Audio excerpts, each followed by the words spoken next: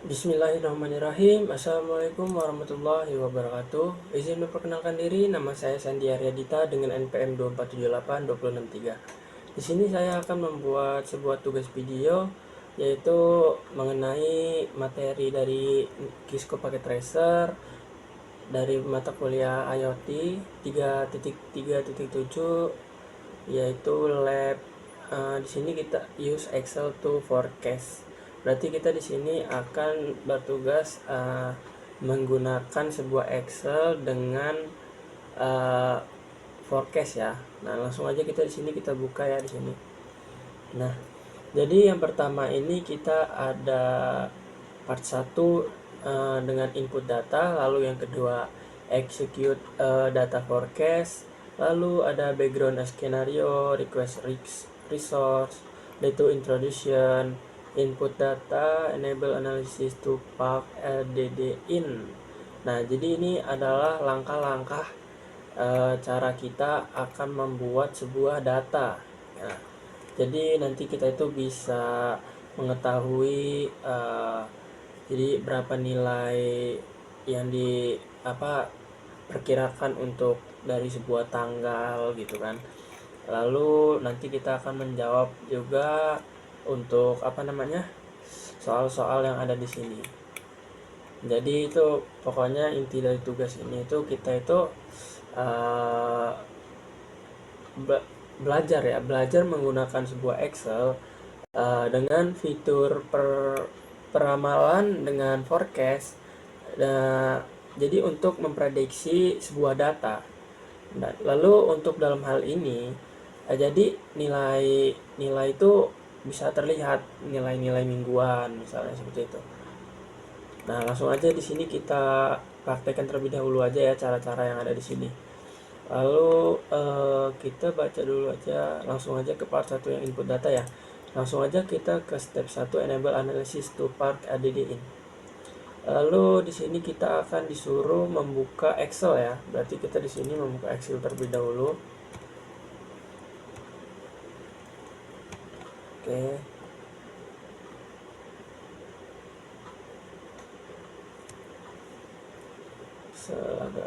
Oke, kita masuk ke sini dulu. Nah, lalu setelah kita sudah masuk, di sini kan ada yang namanya click file and click option. Nah, berarti kita di sini memilih option di sini ya, option ya. Nah, ini option. Nah, lalu di sini kita tadi disuruh ada tugas yang namanya nah ini ya, add in. Nah, di sini ada add ini. Nah, ini ya, kita pencet aja add ini nih. Lalu apalagi perintahnya? Lalu add the button of the page. Select Excel add in the manage drop. Oke. Berarti di sini kita add in udah ya, udah otomatis. Lalu kita langsung go aja ya. Nah, di sini itu kita itu menggunakan menggunakan analisis to park dan solver add in. Analisis to park sama add in ya. Berarti yang ini nggak usah ya, ini kita offin aja. Nah, langsung kita oke aja. Nah, setelah kita oke di sini, selanjutnya kita akan membuat ini ya, input grades. Kita akan membuat sebuah nilai dan data menggunakan Excel. Lalu kita di sini masukkan untuk in cal A1 enter date. Nah, berarti kita masuk di A1. Langsung aja kita salin di sini ya. Nah, ini kita salin. Lalu di sini kita A1 itu yang dimaksud berarti ini dengan A, ini 1. Nah, seperti itu ya. Nah, langsung aja kita salin aja biar cepet ya.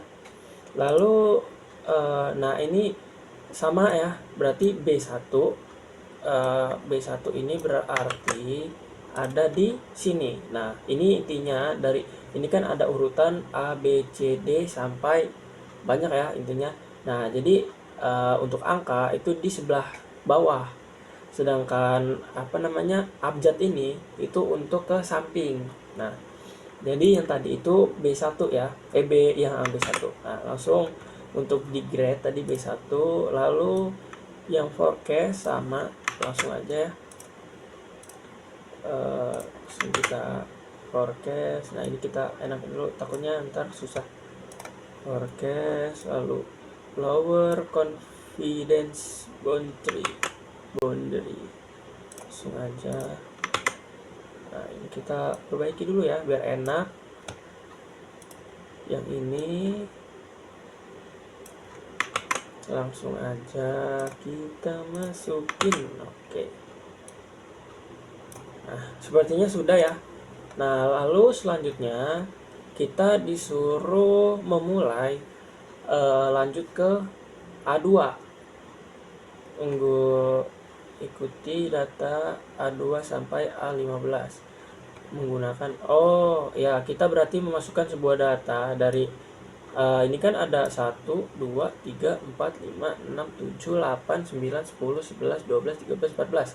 Berarti kita memulai dari A2 karena kan A1 tadi itu diisi dengan input ya. Jadi input ini itu isinya A1 tadi. Oke. Nah, di A2 ini kita mengisi tanggal ya, mengisi date. Nah, langsung aja kita isi ya satu-satu di sini. Langsung aja biar tidak terlalu susah. Kalau kita ngetik-ngetik kelamaan ya. Oke. Lanjut kedua.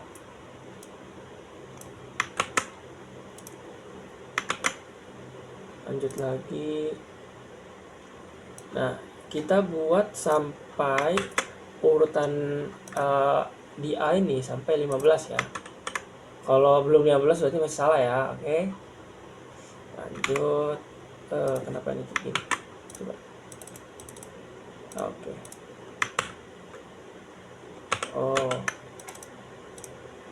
Oke, sabar ya. Kita salin lagi. Nah. Oke, selanjutnya langsung aja ya.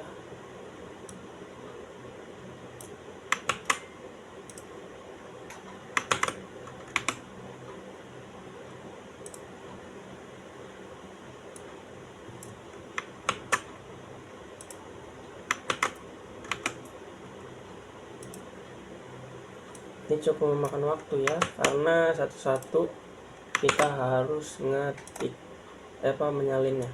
Kalau kita ketik bisa lama ya. Biar enak ini aja. Oke. Nah, seperti ini ya.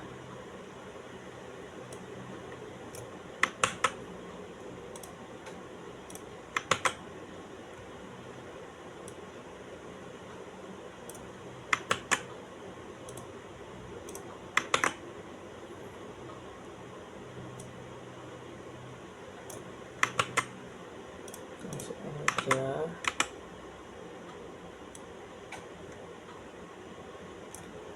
Pokoknya ini nanti dia sampai A15 karena kita memulainya dari A2.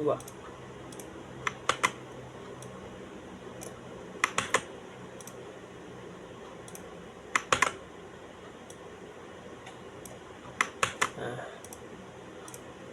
sudah nih untuk date-nya atau tanggalnya ini sudah kita isi ya. Lalu di sini kita disuruh note nih. Note the date format be different in your region. In the example, it is using MMDYY for the date format. Oke, column width. Ini tadi ya, tanda pagar. Itu tadi kita klik 2 kali aja. Selanjutnya yaitu ini ya, yang G. Kita starting with the lanjut ke B2 menggunakan following date in the B2 atau berarti kita memulai dari B2 sampai B11. Oke. Langsung aja kita isi di sini. Nah, ini kita ketik aja nggak apa-apa ya. 100 lalu 90 75 80 75 80 50 95 59,5, 85, 100, 80, 75. Oke. Nah ya, berarti kita tadi memulai dari B2 sampai B11. Oke, sudah.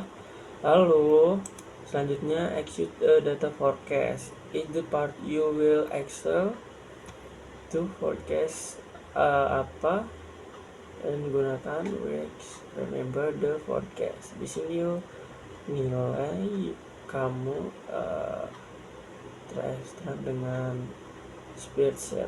Oke, langsung aja kita lanjut ke step 1 lagi ya. Use the forecast sheet function. Nah, berarti di sini kita akan menampilkan seperti ini nanti ya. Lalu di sini kita gunakan Haskell A2 sampai A15, A2 sampai A15.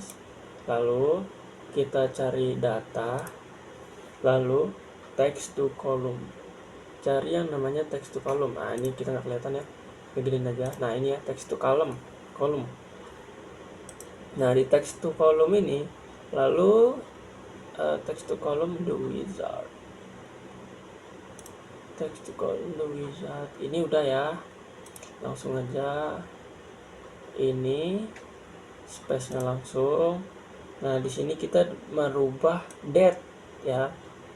Step ketiga, karena kan ini udah terakhir tadi ya. Lalu di sini dirubah ketiga. Lalu kita ganti jadi MDY. Lalu ntar kita klik finish. Nah, ini kita ganti date, ini kita ganti MDY. Lalu kita klik aja finish langsung ya. Nah, jika sudah, lalu kita in the data tab select for sheet to open the create forecast worksheet window. Nah, langsung aja ya kita create di sini.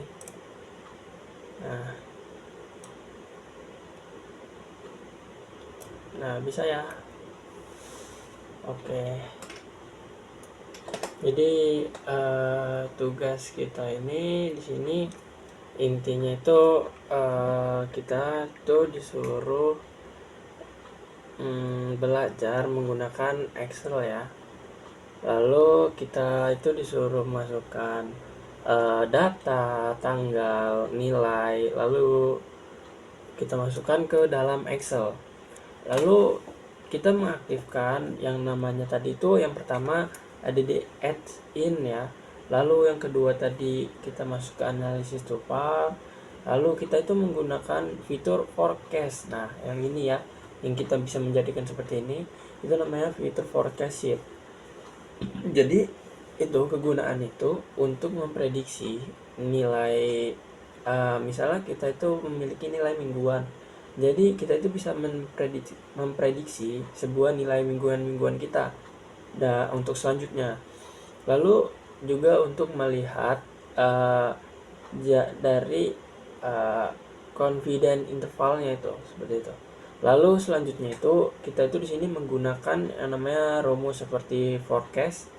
Lalu untuk memprediksi secara manual. Lalu di sini kita mengubah tingkat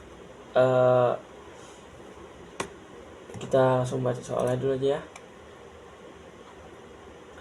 Ada soalan di sini, yaitu soalannya yang pertama. Nah, ini yang pertama ini ya.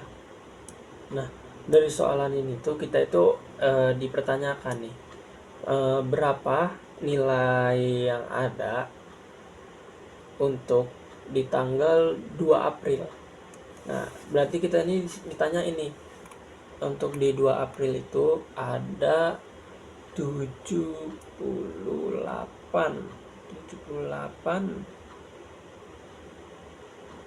Nah, ini ya. Nih. Itu di 2 April 78. Nah, nih. Lalu kita langsung aja isikan 96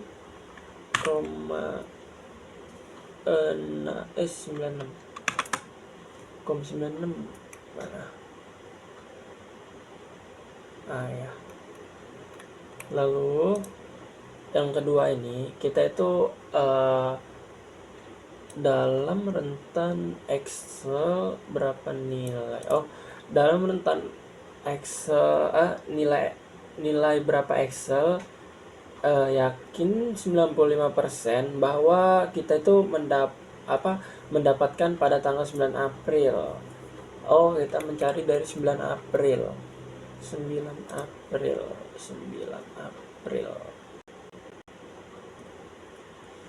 Oke. Untuk di 9 April ini kita menggunakan 42,4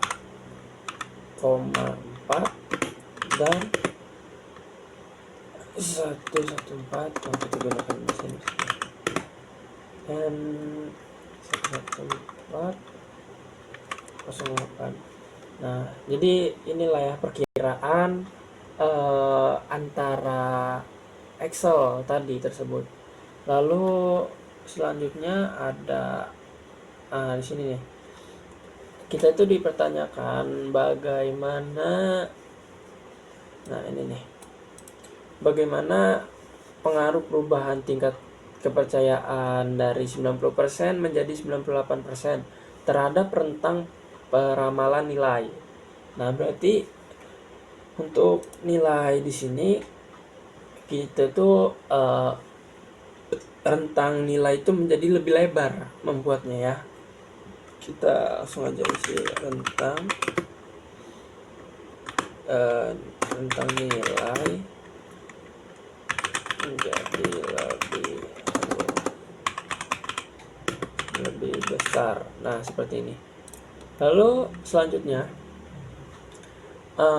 kita itu disuruh menyebutkan 3 contoh di mana peramalan digunakan di dalam big data. Lalu yang pertama itu yang saya tahu itu ada namanya prediksi penjualan, lalu berdasarkan pola belanja konsumen.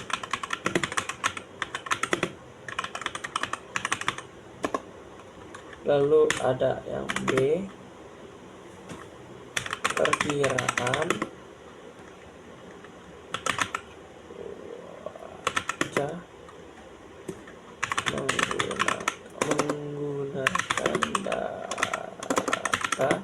menggunakan data satelit dan sensor. Lalu ada yang C, ya kita kan disuruh 3 ya. Lalu yang ketiga ini prediksi, lalu tas jaringan terlihat, jaringan